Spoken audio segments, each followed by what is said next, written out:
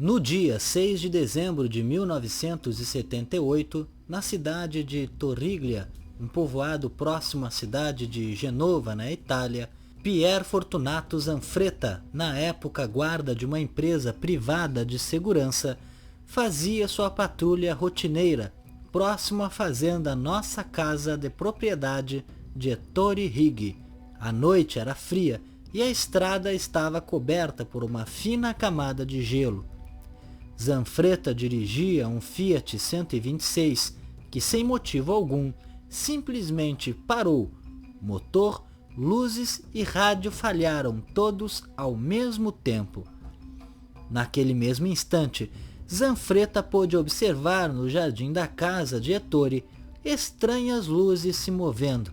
Sem pensar duas vezes, Zanfretta desceu do carro com sua arma e sua lanterna, imaginando se tratar de ladrões. Ao se aproximar, Zanfretta pulou o muro na intenção de surpreender os invasores, mas acabou ele sendo surpreendido com alguém tocando suas costas. Ao se virar, Zanfretta viu a poucos centímetros um ser verde, com pele ondulada e cerca de 3 metros de altura. Quando apontou a lanterna para o rosto da criatura, seu susto foi tamanho que ele deixou a lanterna cair. Aterrorizado, Zanfretta pegou sua lanterna do chão e saiu correndo. Logo atrás dele, uma iluminação muito forte o perseguia, e ao se virar para ver o que era, vislumbrou uma enorme nave triangular que emitia uma luz tão forte que ele não conseguia enxergar nada sem a proteção de seus braços na frente dos olhos.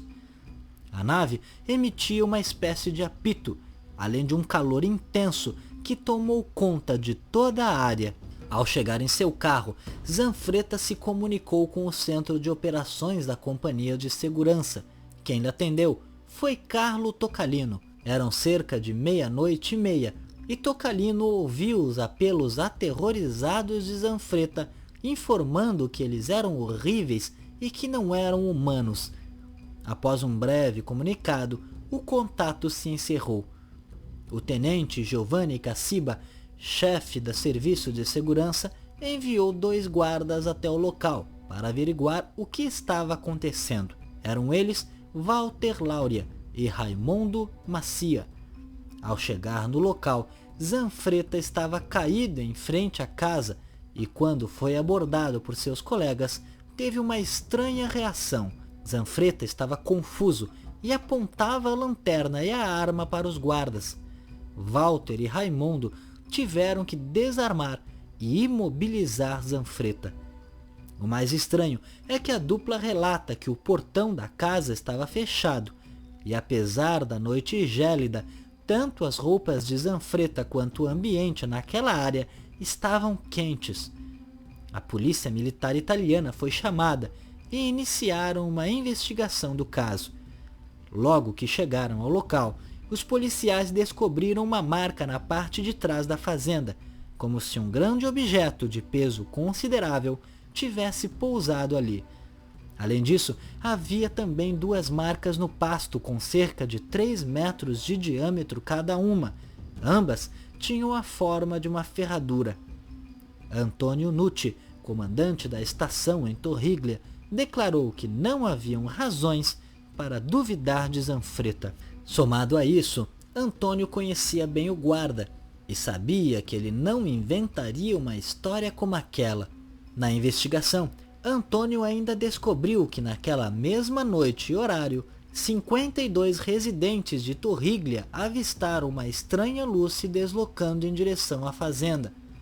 O caso foi noticiado em um jornal local e logo a história já era famosa na região, fazendo com que muitos céticos acusassem Zanfretta de mentiroso.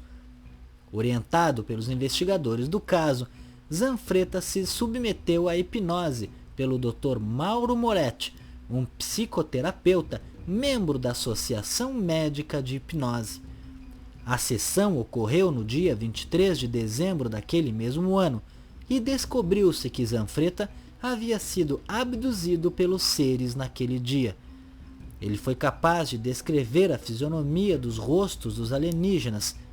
Eles tinham olhos amarelos e triangulares, com veias vermelhas na testa. Zanfretta também se recordou de ter sido levado a um quarto muito iluminado, onde foi interrogado e examinado pelos seres. Durante a hipnose, ele ainda revelou que os seres provinham do que ele chamou de terceira galáxia e que queriam falar conosco, pois no futuro voltariam em maior número.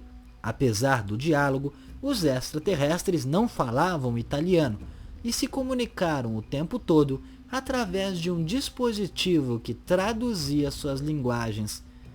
No dia 26 de dezembro daquele mesmo ano, por volta das 11h45 da noite, Zanfretta trabalhava normalmente. Naquela oportunidade, ele dirigia um Fiat 127 e estava passando pelo túnel Bargagli, próximo a Passo de Scofera. De repente, Zanfretta perde o controle do carro, como se seu veículo tivesse tomado vida própria. Por mais que apertasse os pedais de freio e virasse o volante, o veículo continuava seguindo para fora do túnel. Zanfretta reportou a ocorrência à central.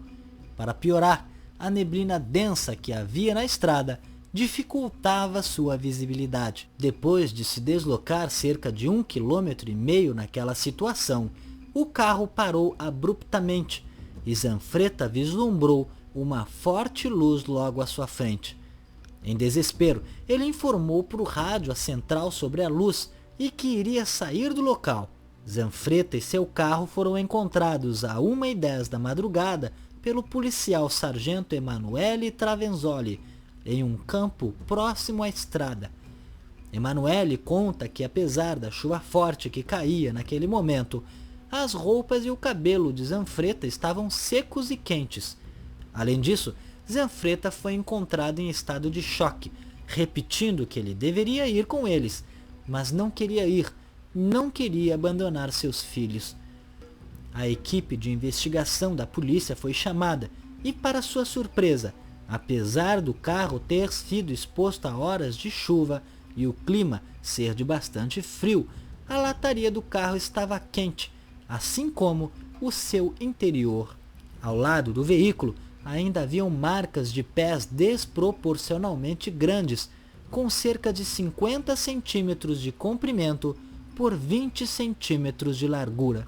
A arma de Zanfretta também foi averiguada e descobriu-se que ele havia disparado 5 vezes naquela noite. Porém, Zanfretta não lembrava de ter usado sua arma. Um relatório do caso circulou entre os diversos setores da justiça italiana, porém, o caso foi arquivado após ser concluído que nenhum crime havia sido cometido. Após este segundo contato, Zanfretta foi submetido novamente à hipnose pelo Dr. Moretti, porém desta vez, sua sessão foi televisionada por uma emissora local, para que as pessoas tivessem conhecimento do que estava acontecendo. Em poucos dias, Zanfretta se tornou popular na região, o que o colocou como foco de inúmeras acusações de fraude e insanidade mental. Buscando fugir das duras críticas, Zanfretta se submeteu ao exame de um renomado neurólogo do Hospital de San Martino, em Genova, o Dr. Giorgio Giannotti. Para surpresa de todos, o diagnóstico apontou que ele, apesar de em choque, estava totalmente são.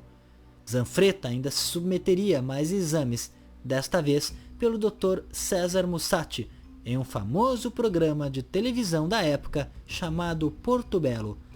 Mussati era conhecido como o pai da psicanálise e concluiu que Zanfretta parecia falar de boa fé, mas que era muito difícil distinguir o que era uma experiência real de uma possível fantasia. Meses depois, no dia 30 de julho de 1979, Zanfretta pilotava uma moto enquanto fazia sua ronda na área residencial de Quarto, longe das colinas de Torriglia, quando desapareceu novamente. Tendo em vista o histórico de Zanfretta, imediatamente foram iniciadas buscas pelo guarda, que só foi encontrado 2 horas depois, no cume do Monte Fassi, próximo a Genova. O mais estranho era que o acesso a este monte se dava por apenas 2 estradas, e ambas eram fortemente vigiadas por guardas noturnos da mesma empresa em que Zanfretta trabalhava. E nenhum dos guardas presenciaram nada de estranho naquela noite. Ninguém sabia explicar como Zanfretta havia chegado lá sem ser notado. Pela 3ª vez, Zanfretta foi submetido à hipnose. Desta vez, ele foi levado ao Centro Médico e Psicológico Internacional de Milão, onde o próprio solicitou que fosse-lhe injetado o soro da verdade. O procedimento foi conduzido pelo professor Marco Marquesan, que concluiu que nenhum ser humano é capaz de mentir conscientemente quando está sob o tratamento de pentotal. Portanto, é muito provável que as experiências de Zanfretta sejam de fato reais. No dia 2 de dezembro de 1979, Zanfretta teve um quarto contato. Ele conduzia, naquela oportunidade, um Austin Mini nas periferias de Genova quando desapareceu por volta das 10h30 da noite. 4 policiais em uma viatura tentaram encontrar o guarda quando se depararam com um enorme OVNI logo acima das colinas.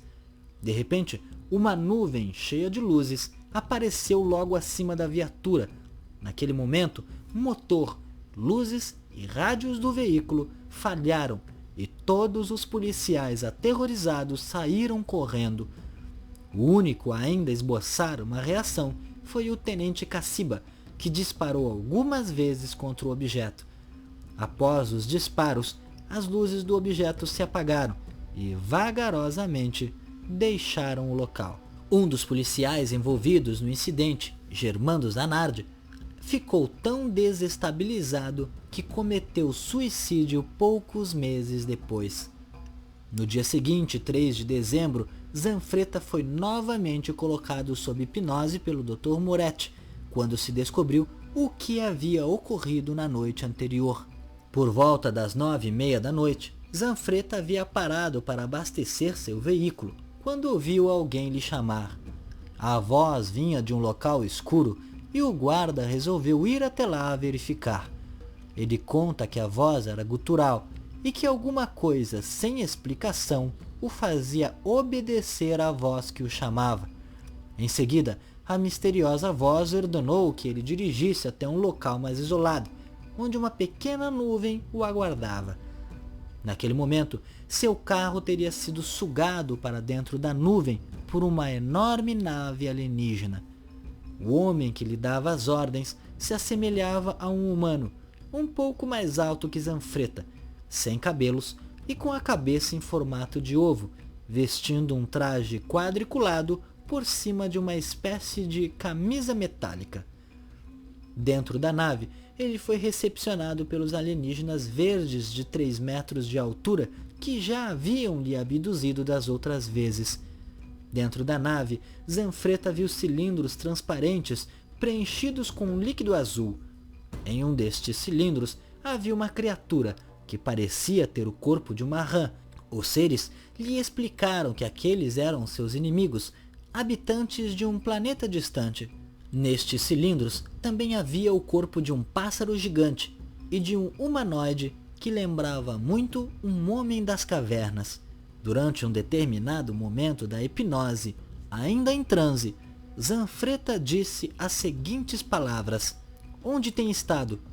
O que é que querem fazer na Espanha? Por quê? Mas tudo junto? Isso assustará as pessoas."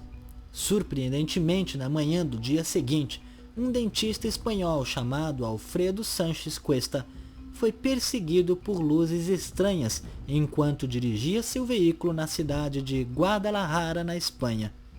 Em pânico, Alfredo tentou escapar, mas a intensa luminosidade do OVNI o cegou, fazendo com que ele perdesse o controle do carro, causando um acidente, que acabou por fim causando a sua morte. Na hipnose, Zanfretta ainda revelou ter recebido um presente dos extraterrestres, uma esfera transparente com uma pirâmide dentro, onde dos vértices saíam uma espécie de faíscas. Zanfretta recusou o presente e disse aos alienígenas que só queria ter novamente uma vida normal, mas a insistência dos seres fez com que ele aceitasse. O objetivo era que Zanfretta entregasse a tal esfera para o Dr. J. Aile Henniken.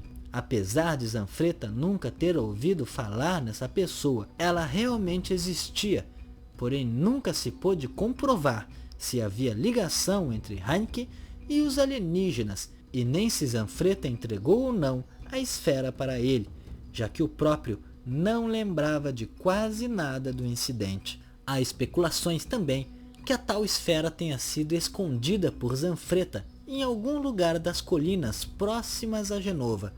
No dia 14 de fevereiro de 1980, Zanfretta foi abduzido novamente. Na ocasião, Zanfretta foi encontrado em estado de choque por seus colegas próximo às colinas.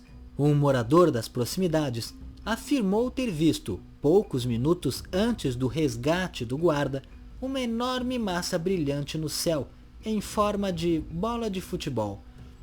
Após o incidente, Zanfretta novamente passou por hipnose e desta vez, em determinado ponto da sessão, pronunciou palavras em um idioma desconhecido. Seu último contato aconteceu no dia 13 de agosto de 1980 e, apesar de estar sob vigilância da polícia 24 horas por dia, ainda assim foi abduzido. Sua sessão de hipnose após este último incidente trouxe poucas informações. Apesar de todas estas experiências, Zanfretta não tem quase nenhuma lembrança. Grande parte do que ele descobriu de seus contatos foram através das sessões de hipnose. Este caso mostra diversos aspectos interessantes, a começar pelo aspecto físico dos extraterrestres envolvidos, que é muito diferente dos outros casos. Outro fato que pode se destacar é que o caso foi estudado intensamente por diversos profissionais e nenhum deles cogitou ser mentira o que Zanfretta relatava. Além disso, policiais avistaram com seus próprios olhos um OVNI enquanto procuravam pelo guarda em um dos episódios. Interessante também é que a cada incidente as hipnoses ficavam mais complicadas e menos informações eram coletadas, o que nos faz questionar se isso seria alguma técnica proposital dos extraterrestres para que Zanfretta não revelasse alguma informação importante. Quanto à esfera, não há informações sobre ela, e nem se ela realmente existiu.